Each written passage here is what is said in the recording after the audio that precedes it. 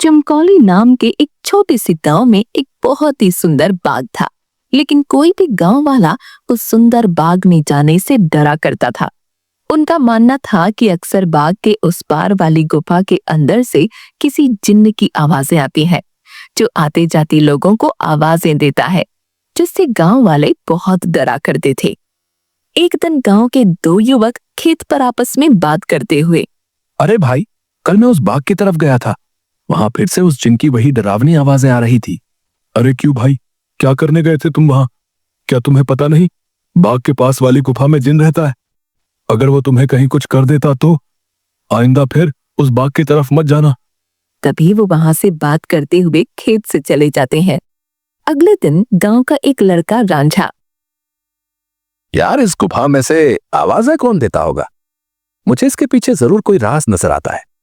रांझा भैया, जो भी हो, लेकिन गलती से भी उस गुफा के अंदर मत जाना। लेकिन इस गुफा का रहस्य तो मैं जान कर रहूंगा। सब गांव वाले डर के साए में आखिर कब तक रहेंगे? उसके बाद शाम हो गई और रांझा और उसका दोस्त अपने अपने घर चले गए। अगले दिन सुबह सारे गांव में सन्नाटा था और रांझा के घर के बाहर उसकी लाश रखी हुई थी। सब रो रहे थे। शाम को बस ये बोल के घर से निकला था कि आज एक रहस्य से पर्दा उठाने जा रहा हो। मेरे रांझा की बहादुरी उसे ले डूबी। हाय मेरा बच्चा। हो ना हो, ये उस गुफा वाले जिन ने ही किया है। हाँ, उसी गांव में धन्नू नाम का व्यक्ति रहता था, जो एक व्यापारी था। उसकी दो बेटियां थीं, रीमा और सीमा। उन दोनों को रंग बिरंगे फूलों का बहुत शौक था।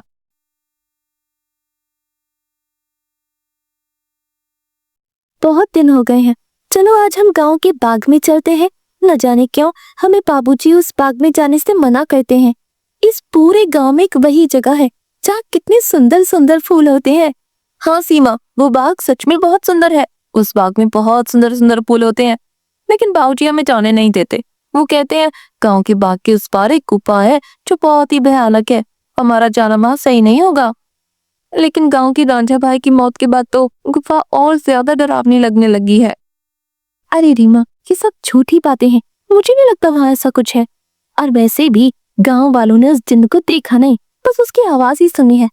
अगर सच में वहां कोई जिन्न होता तो क्या गांव वालों के सामने नहीं आता? हाँ, बोल तो सही रही हो सीमा, मुझे भी लगता है कि वहां कुछ नहीं है। चलो ठीक है, हम दोनों कल ही बाग में जाएंगे और हो सके तो क्या पता रांझा भाई की मौत का राज भी पता चल जाए। हाँ, कुछ नहीं है, वहां हम दोनों सुबह चलेंगे, तब तुम खुद ही देख लेना। लेकिन बाबूजी हमें नहीं जाने देंगे सीमा। कल बाबूजी सुबह किसी काम से शहर जाएंगे, उनके जाते ही हम दोनों बाग में जाएंगे। रीमा अपना सिर हिलाती हुई ठीक है। इसके बाद दोनों बहनें अपने कमरे में जाकर सो जाती हैं। अगली सुबह, देखो मेरी प्यारी बेटियों, मैं किसी काम से शहर जा रहा हूं। तुम दोनों अपना ख्याल रखना और उस बाग में फूल तोड़ने मत जाना। वो जगह अच्छी नहीं है, कोई भी गांव वाला वहां नहीं जाता। पता है ना, रांझा भी वहीं जाने से मारा गया था। हम दोनों बहनें उस बाग में नहीं जाएंगी। इसके बाद धन्नू वहां से चला जाता है। उसके जाते ही दोनों बहनें उस बाग की तरफ जाने लगती हैं कि तभी एक गांव का आदमी उन्हें देख लेता है। अरे सीमा और रीमा बिटिया, तुम इस बाग की तरफ कहाँ जा रही हो? क्या तुम्हें नहीं पता कि बाग की उस तरफ एक गुफा है जो बहुत ही डरावनी है? वहां से अक्सर किसी जिन की आवाज आती है। अरे काका, हम दोनों बस बाग में ही जा रहे हैं, वहां से कुछ फूल लेकर बस अभी आ जाएंगे। आप चिंता मत कीजिए, हम बाग के उस तरफ वाली गुफा में नहीं जाएंगे। चलो ठीक है बेटिया, लेकिन तुम दोनों शाम होने से पहले आ जाना। अच्छा, अब मैं चलता हूँ। इसके बाद वो आदमी वहां से चला जाता है। थोड़ी दूर चलने पर सीमा और रीमा देखती हैं कि दो चोर आपस में बातें कर रहे होते हैं। अरे भाई, हम ये सही कर रहे हैं क्या? गांव वाले तो कहते हैं उस गुफा में एक जिन रहता है जो लोगों को आवाजें देता है। मुझे नहीं लगता है ऐसा कुछ है। वो गुफा गांव के सरपंच की है। मुझे तो लगता है उसमें बहुत सारा खजाना होगा। सब गांव वालों को डराने का बहाना है। बस चलो, चलकर आज देख ही डालते हैं। इसके बाद वो दोनों गुफा की ओर जाने लगते हैं। उन्हें गुफा की ओर जाता देख रीमा और सीमा भी उनके पीछे जाने लगती हैं कि तभी वो देखती हैं कि वो दोनों चोर गुफा के अंदर जाने ही वाले होते हैं कि वहां एक औरत आती है जो देखने में काफी भयानक होती है और उसके हाथ में एक टोकरी होती है जिसमें बहुत सारे रंग बिरंगे फल होते हैं। तभी वो औरत उन दो चोरों से कहती है, कहाँ जा रहे हो तुम दोनों? क्या तुम्हें पता नहीं इस गुफा में एक जिन्न रहता है? वो तुम्हें मार डालेगा। चले जाओ यहाँ से, चले जाओ। क्या कहा? जिन? अरे पापा! कि तभी उस जिन्न की आवाज आती है, कौन है वहां? क्या कोई मुझे सुन पा रहा है? अंदर आओ, निकालो मुझे यहाँ से। जिन्न की ऐसी डरावनी आवाज सुनकर वो दोनों डर जाते हैं। अरे भैया, भागो, इस गुफा के अंदर तो सच में कोई जिन है, भागो यहाँ से। और वो दोनों वहां से भाग जाते हैं। मैंने तो पहले ही कहा था, यहाँ अब दोबारा मत आना, वो तुम्हें जिंदा नहीं छोड़ेगा। ये सब रीमा और सीमा देख रही थीं कि तभी वहां रीमा और सीमा के सामने वो औरत आ जाती है जो देखने में काफी भयानक होती है, जिसके हाथ में बहुत सारे रंग बिरंगे फल होते हैं। कहाँ जा रही हो तुम दोनों? सीमा और रीमा डरती हुई, हम तो बस ऐसे ही बाग घूमने आए थे काकी, लेकिन आप यहाँ क्या कर रहे हैं? मैं तो यहीं रहती हूँ, यही बाग मेरा घर है। तुम दोनों यहाँ से जल्दी चली जाओ, वरना वो जिन तुम्हें छोड़ेगा नहीं। जाओ यहाँ से। क्या सच में बाग के उस पार वाली गुफा में कोई जिन्न है काकी? हाँ, और वो बहुत खतरनाक है। तुम दोनों यहाँ से जल्दी चले जाओ। इसके बाद वो औरत वहां से चली जाती है। मुझे बहुत डर लग रहा है, अब मैं इसके आगे नहीं जाऊंगी। मुझे लगता है वो औरत सच बोल रही है, वो जिन्न हमें मार डालेगा। मैं नहीं जाऊंगी उस गुफा में। ठीक है, तो मेरा यही इंतजार करना। मैं सच जानना चाहती हूँ, क्या वाकई वो आवाज जिन्न की है या नहीं? इसलिए मैं तो गुफा के अंदर जा रही हूँ। तुम यहाँ से कहीं मत जाना, मैं जल्दी आ जाऊंगी। इसके बाद रीमा अकेले ही आगे चलती है।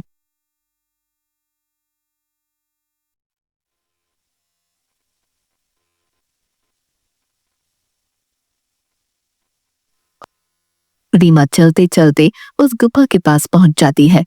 तभी एक आवाज उसे सुनाई देती है जो काफी भारी होती है। ऐसा लगता है जैसे किसी रोते हुए इंसान की आवाज हो वो। कोई है यहाँ? मुझे यहाँ से बाहर निकालो। मैं इस गुफा में बरसों से कैद हूँ, निकालो मुझे यहाँ से। रीमा बड़ी हैरानी से वहीं खड़ी हो जाती है। कौन हो तुम और क्यों मुझे आवाज लगा रहे हो? क्या तुम वही जिन्न हो जिसके बारे में गांव वाले बात करते हैं? क्या सच में तुम यहाँ इस गुफा में हो? हाँ, मैं जिन हूँ। मैं कई सालों से इसी गुफा में कैद हूँ। मेरी सहायता करो लड़की, मेरी बात मानो। मैं तुम्हें कोई नुकसान नहीं पहुंचाऊंगा। तुम मुझे इस गुफा से आजाद कर सकती हो। इसके बाद मैं यहां से हमेशा के लिए चला जाऊंगा। मेरी सहायता करो। क्या सच में हमेशा के लिए तुम यहाँ से चले जाओगे? मैं तुम्हारी सहायता जरूर करूंगी। मुझे क्या करना होगा जिन? बताओ मुझे, मैं अवश्य ही करूंगी। तभी गुफा के दरवाजे खुलते हैं और रीमा उस गुफा के अंदर चली जाती है।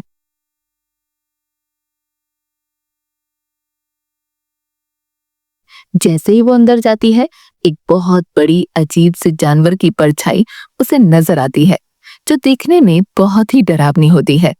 आओ लड़की, तुम्हारा जिन की इस गुफा में स्वागत है। मैं कई सालों से गुफा के बाहर आते जाते लोगों को आवाजें लगाता हूँ। सब गांव वाले डर कर भाग जाते हैं। कोई भी गांव वाला इस गुफा में आने की हिम्मत नहीं कर पाता। लेकिन तुम बहुत ही बहादुर लड़की हो जो इस गुफा में अकेली चली आई हो। क्या तुम जिन्न हो? लेकिन तुम मुझे दिखाई क्यों नहीं दे रहे हो?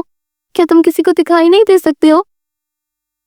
नहीं, मैं जिन नहीं हूं लड़की, मैं उस जिन की परछाई हूं। वो जिन तो इस गुफा के कैद खाने में बरसों से कैद है। वो बाहर नहीं आ सकता है। मैं उसकी परछाई हूं। परछाई? तुम मुझे ये बताओ कि वो जिन इस गुफा में कैद क्यों है? क्या जिन्न के इस गुफा में रिहा होने का कोई मार्ग नहीं है?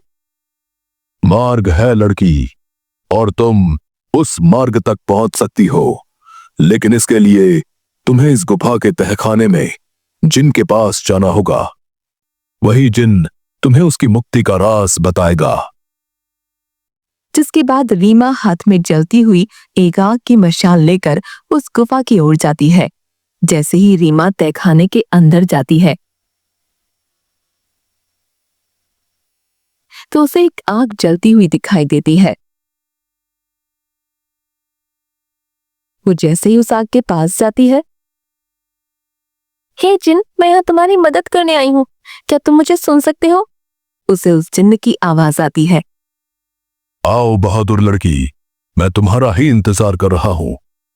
मैं जानता हूं कि तुम ही मुझे इस गुफा से मुक्ति दिला सकती हो। तुम्हारा इस गुफा में स्वागत है लड़की। तुम बहुत ही बहादुर हो जो इस गुफा में आई हो। मेरा नाम जिनाद है। मैं यहाँ कई सालों से बंद हूं। मेरे सामने आओ जिन्नात, मैं तुम्हें देखना चाहती हूँ। कि तभी अचानक से जिन्नात उसके सामने आता है, जो बहुत ही डरावना होता है। एक बहुत ही भयानक सा दिखने वाला, जिसके सिर पर एक लंबी चोटी होती है जो काफी बड़ा होता है। रीमा के सामने वो आता है। उसे देखकर रीमा थोड़ा डर जाती है। देखो, तुम डरो मत लड़की, मैं तुम्हें कुछ नहीं करूंगा। मैं जानता हूं कि तुम मेरी मदद करने आई हो, लेकिन मेरी मदद करना इतना भी आसान नहीं है। तुम एक बार और सोच सकती हो। क्या तुम वाकई मेरी मदद करना चाहती हो? लेकिन मैं तुम्हारी मदद कैसे कर सकती हूँ, और तुम यहाँ कैद कैसे हुए? बताता हूं।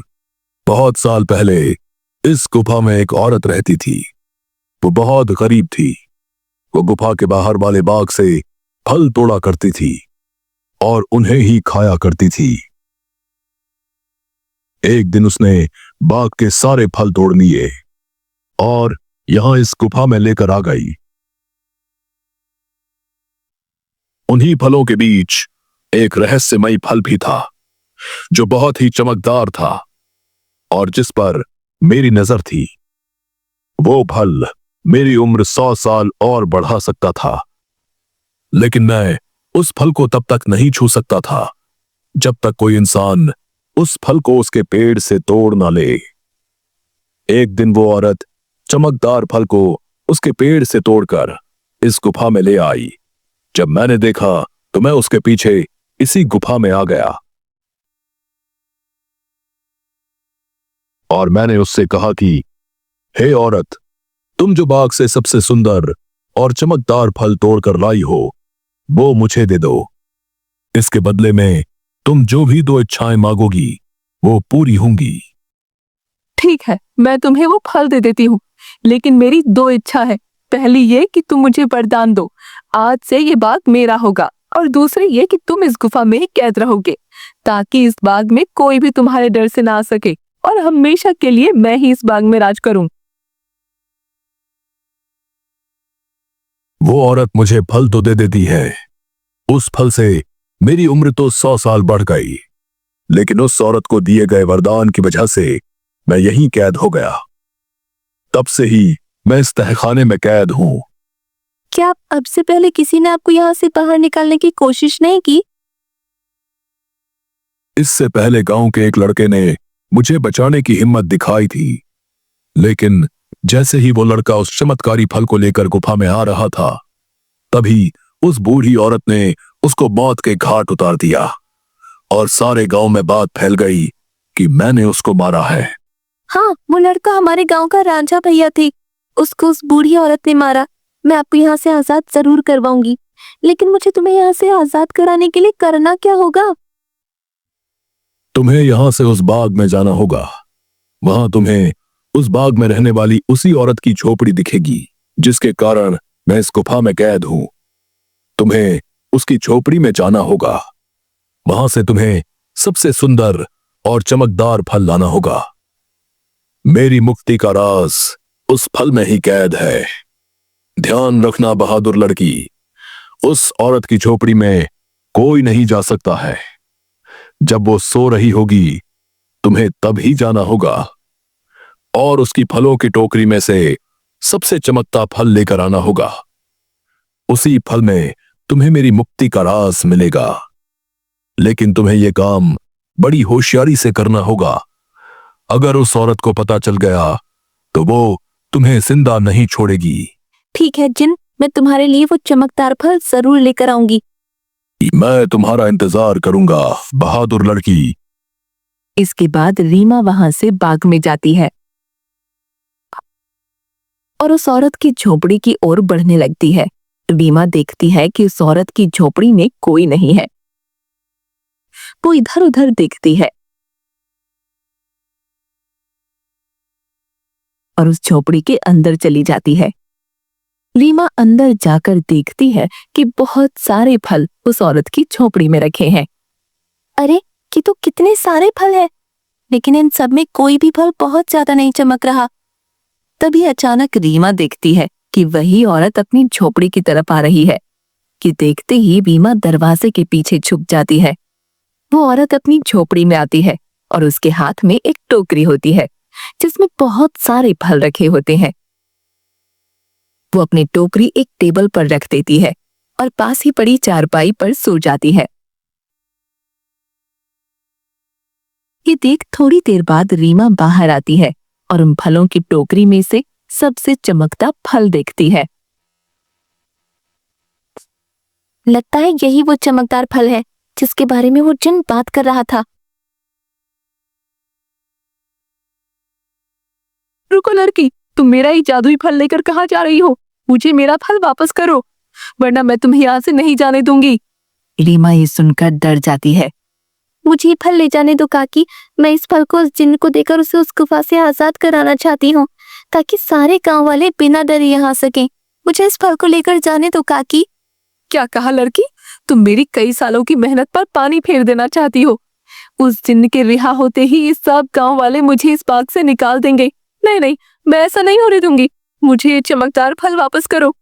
ये सुनकर रीमा वहां से उस फल को लेकर भागने लगती है और वो औरत भी उसके पीछे ही भागने लगती है।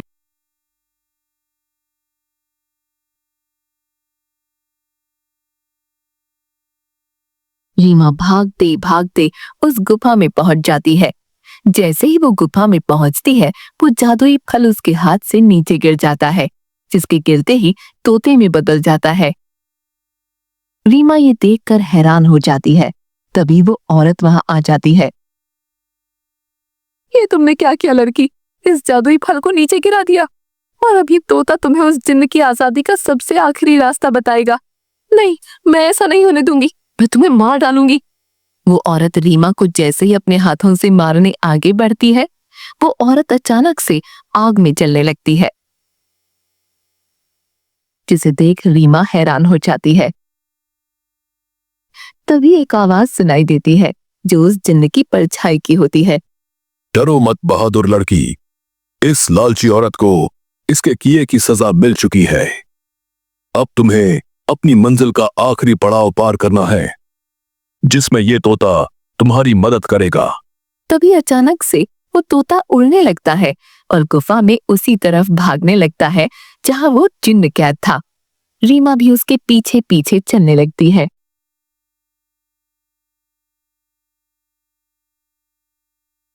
वो तोता एक छोटी सी खिड़की के पास जा बैठता है जो काफी चमक रही थी।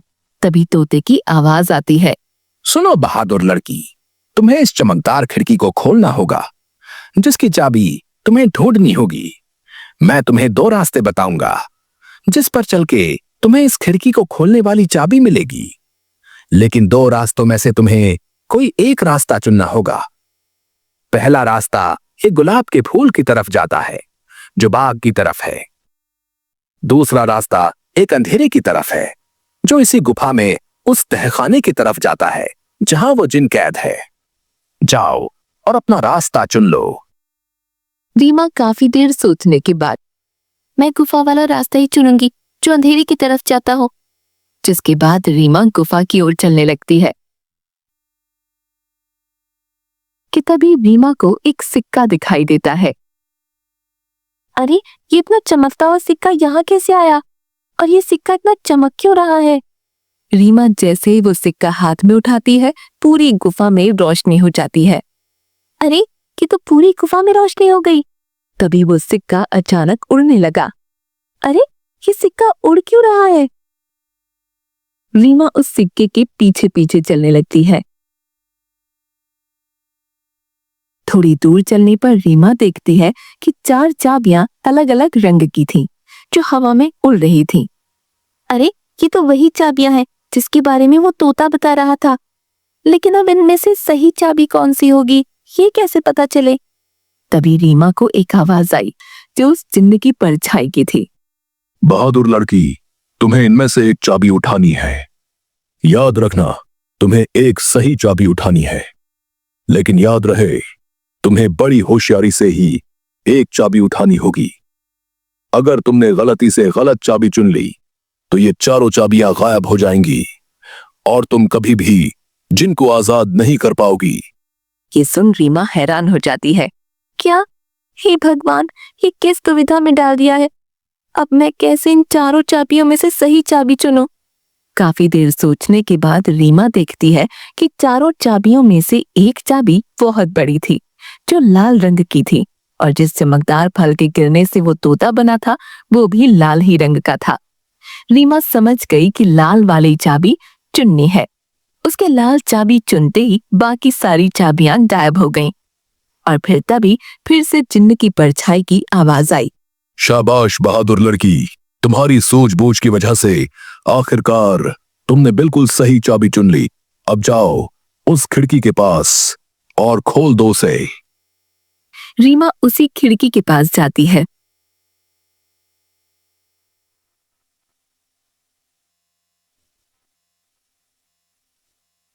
और देखती है कि अभी भी वो तोता उस खिड़की के पास ही बैठा था।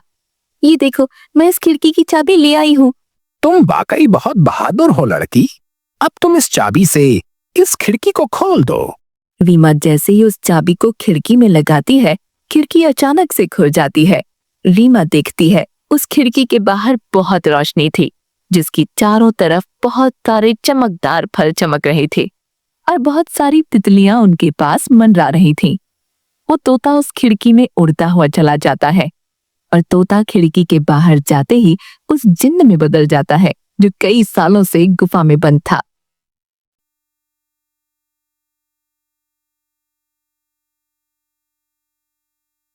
तुम्हारा बहुत बहुत धन्यवाद लड़की, तुमने मुझे इस गुफा से आजाद कर दिया।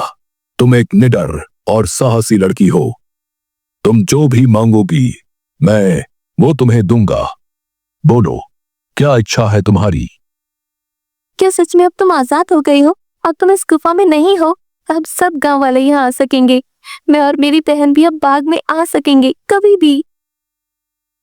हाँ बहादुर लड़की, अब किसी को भी डरने की कोई जरूरत नहीं है। अब मैं इस गुफा से बाहर आ गया हूं अपनी दुनिया में। अब मैं किसी को आवाजें नहीं दूंगा। तुम जब चाहो यहां आ सकती हो। तुम्हारी ही वजह से मैं आजाद हो पाया हूं।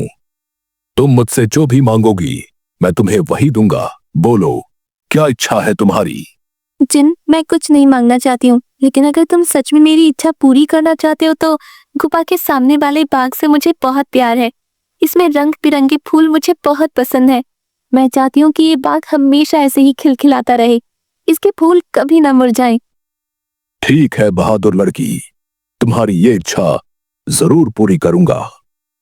अब ये बाग हमेशा यूं ही रहेगा, कभी भी मुरझाएगा नहीं। तुम अब जब भी इस बाग के फूलों को देखोगी तो ये हमेशा खिले रहेंगे। अच्छा, अब मैं हमेशा के लिए यहां से जा रहा हूं। इसके बाद वो जिन्न गायब हो जाता है और खिड़की बंद हो जाती है। रीमा जब गुफा से बाहर निकलती है तो सब गांव वाले धन्नू और सीमा बाहर खड़े होते हैं। अरे मेरी बिटिया, आ गई तू वापस। उस जिन ने तुझे कुछ किया तो नहीं? आखिर क्यों गई थी तू उस गुफा के अंदर? अगर वो जिन तुझे मार डालता तो क्या करता मैं?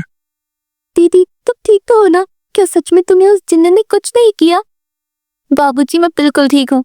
अब अंदर कोई जिन्न नहीं है। इस गुफा के अंदर जो जिन्न था अब वो हमेशा के लिए इस गुफा से चला गया है। अब आप सभी को डरने की कोई जरूरत नहीं है। अब कोई भी यहाँ आ सकता है। अरे क्या बोल रही हो रीमा बिटिया? आखिर कहाँ गया वो जिन जो आते जाते लोगों को आवाजें दिया करता था? रीमा गांव वालों को सारी बात बताती है।